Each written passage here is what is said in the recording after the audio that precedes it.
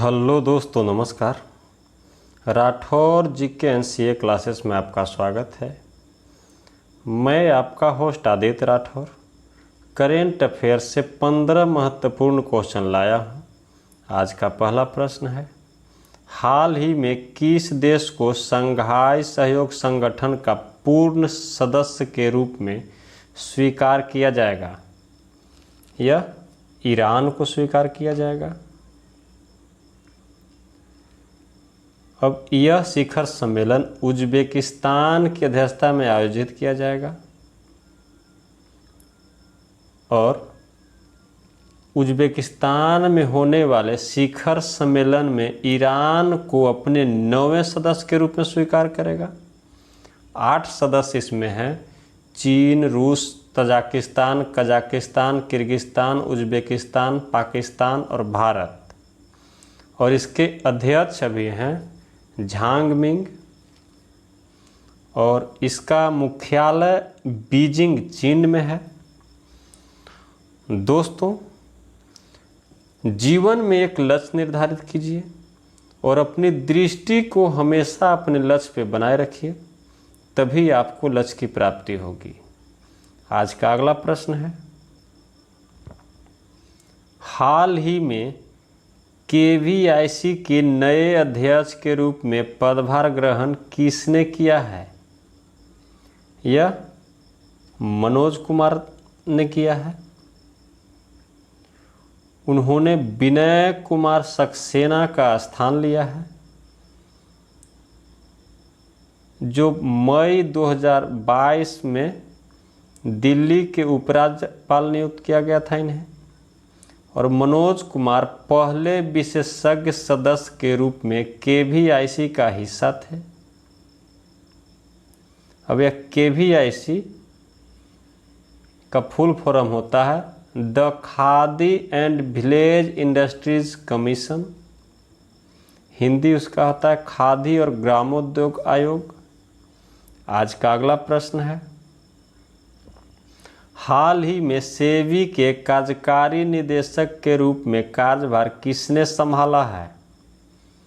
यह प्रमोद राव ने संभाला है। वह ऋण और हाइब्रिड प्रतिभूति विभाग और जांच और न्याय निर्णयन विभाग को संभालेंगे। इससे पहले वह आईसीआईसीआई बैंक में ग्रुप जनरल काउंसिल के पद पर थे और सेबी की स्थापना 1988 में हुई थी। अब सेबी यहाँ आया है तो इसका फुल फॉर्म होता है securities and exchange board of India. आज का अगला प्रश्न है, हाल ही में किस आईआईटी ने अंतरिक्ष रोबोट के लिए जैव प्रेरित कृत्रिम मांसपेशी विकसित की है? यह आईआईटी कानपुर ने की है,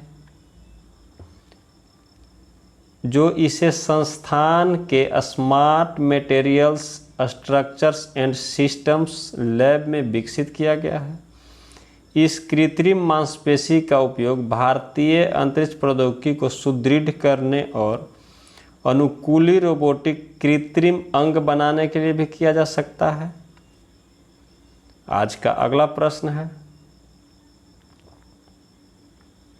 हाल ही में पुस्तक beyond the mystery wheel temple tales of Uttarakhand का विमोचन किसने किया है? यह पुष्कर सिंह धामी ने किया है, जो उत्तराखंड के मुख्यमंत्री हैं।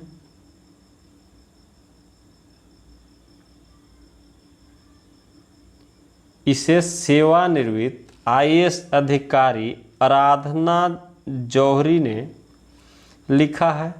जौहरी ने अपनी पुस्तक में उत्तराखंड के कई मंदिरों के बारे में बात की है और उनके इतिहास की रूपरेखा तैयार की है।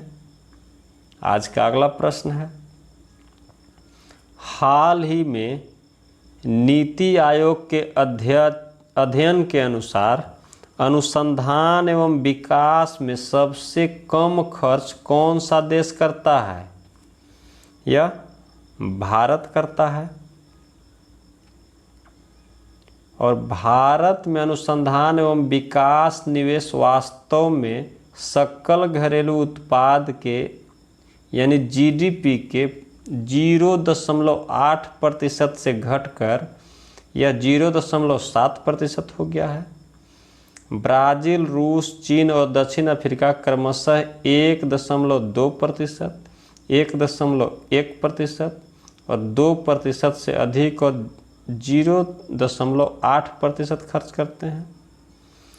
और अगर विश्व की बात किया जाए तो उन लोग अनुसंधान एवं विकास में खर्च करने का 1.8% है। आज का अगला प्रश्न है, हाल ही में टाटा प्रोजेक्ट ने किसे अपना प्रबंध निदेशक नियुक्त किया है? यह विनायक पै को किया है, जो विनायक देशपांडे के स्थान पर आए हैं। यह वर्तमान में भारत भर में कुछ सबसे महत्वपूर्ण परियोजनाओं जैसे new parliament building, Jewar airport और Barmer, Mumbai trans harbour link आदि में रिफाइनरी इकाइयों को क्रियान्वित कर रहा है। आज का अगला प्रश्न है, हाल ही में IBBI का पूर्णकालिक सदस्य किसे नियुक्त किया गया है? यह जयंती प्रसाद को नियुक्त किया गया है, जो उन्हें पदभार ग्रहण करने की तिथि से 5 वर्ष की अवधि के लिए या 65 वर्ष की आयु तक नियुक्त किया गया है। और IBBI की स्थापना 2016 में हुई थी और इसका मुख्यालय नई दिल्ली में है। अब इसका फुल फॉर्म होता है भारतीय दिवाला और शोधन अक्षमता बोर्ड। आज का अगला प्रश्न है, हाल ही में भारत का कौन सा राज्य VLTD वाहनों में ERSS से जोड़ने वाला पहला राज्य बन गया है? यह हिमाचल प्रदेश बन गया है।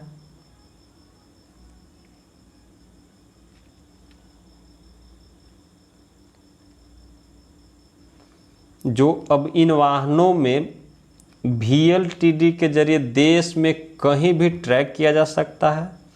और हिमाचल प्रदेश के मुख्यमंत्री जयराम ठाकुर ने जुलाई 2022 को शिमला में आयोजित एक कार्यक्रम में इस प्रणाली का उद्घाटन किया। अब यहाँ VLTD है तो इसका फुल फॉर्म होता है व्हीकल लोकेशन ट्रैकिंग डिवाइस, और ERSS का फुल फॉर्म होता है इमरजेंसी रिस्पॉन्स सपोर्ट सिस्टम। यानी कि हर मोबाइल में अब, माफ़ कीजिएगा, हर गाड़ी में अब GPS की तरह लगा रहेगा, जो देश में कहीं भी रहे ट्रैक किया जा सकता है। आज का अगला प्रश्न है, हाल ही में JC डेनियल अवार्ड 2022 से किससे सम्मानित किया गया है? यह KP कुमारन को सम्मानित किया गया है, जो मलयालम फिल्म निर्माता हैं। उन्होंने मलयालम फिल्म उद्योग में उनके योगदान के लिए पुरस्कार जीता है। इस पुरस्कार में 5 लाख की नगद पुरस्कार एवं प्रशस्ति पत्र और एक पट्टिका शामिल है। कुमारन ने 1975 में अतिथि के साथ निर्देशन की शुरुआत की और 1989 में फिल्म रुक्मिणी के लिए मलयालम में सर्वश्रेष्ठ फीचर फिल्म का पुरस्कार जीता। आज का अगला प्रश्न है, हाल ही में भारतीय छात्रों ने अंतर्राष्ट्रीय ओलंपियाड में कितने स्वर्ण पदक जीते हैं?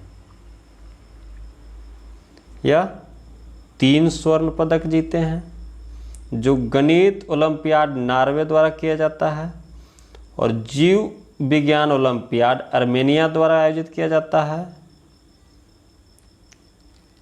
और अंतर्राष्ट्रीय गणितीय ओलंपियाड यानी IAO में भारतीय टीम को 1 स्वर्ण और 5 कांस्य पदक मिले और कुल मिलाकर 3 स्वर्ण पदक जीते हैं। आज का अगला प्रश्न है, हाल ही में भारत और किस देश ने व्यापक सीमा प्रबंधन योजना के प्रभावी कार्यान्वयन के लिए सहमत हुए हैं? यह बांग्लादेश सहमत हुआ है। जो यह ड्रग्स और नशीले पदार्थों की तस्करी, हथियार और गोला बारूद, नकली मुद्रा और सोने सहित अन्य चीज़ों की तस्करी सहित सीमा अपराधों को नियंत्रित करेगा।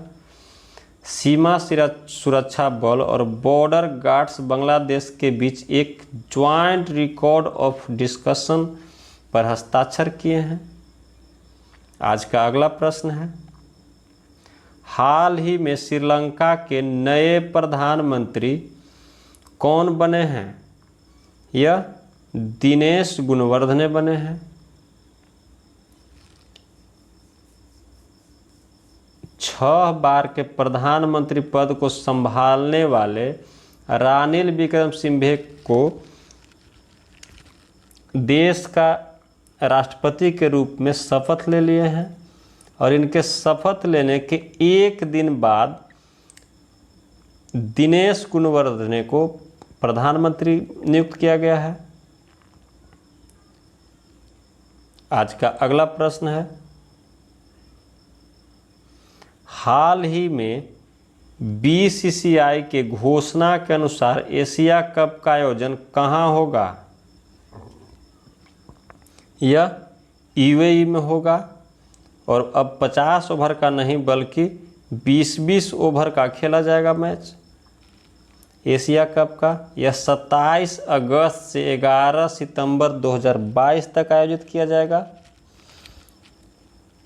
और श्रीलंका में पहले होना था, लेकिन श्रीलंका में चल रहे संकट के कारण इसे UAE ट्रांसफ़र कर दिया गया है। दोस्तों, चैनल पे जो मेरे पहली बार आए हैं कृपया सब्सक्राइब कर लें और जो सब्सक्राइब कर लिए हैं वो लाइक, शेयर और कमेंट करके हमें ज़रूर बताएं कि आपको वीडियो कैसा लगता है। अगर अच्छा लगता है तो कमेंट करके हमें प्रोत्साहित ज़रूर करें। आज का अगला और आखिरी प्रश्न है, हाल ही में भारत के राष्ट्रपति के रूप में कौन नियुक्त हुए हैं? यह द्रौपदी मुर्मू हुए हैं। जो झारखंड की पूर्व राज्यपाल और राष्ट्रीय जनतांत्रिक गठबंधन की उम्मीदवार द्रौपदी मुर्मू 64.03% वोट हासिल करके विपक्षी उम्मीदवार जसवंत सिन्हा को हराकर यह विजय प्राप्त किए हैं और यह रामनाथ कोविंद का स्थान लेंगे। 25 जुलाई को इनका शपथ समारोह होगा और वह इस पद के लिए चुनी जाने वाली देश की पहली आदिवासी महिला और सबसे कम उम्र की महिला हैं। दोस्तों, इसी के साथ आज का वीडियो यहीं पे समाप्त होता है। जय हिंद, जय भारत।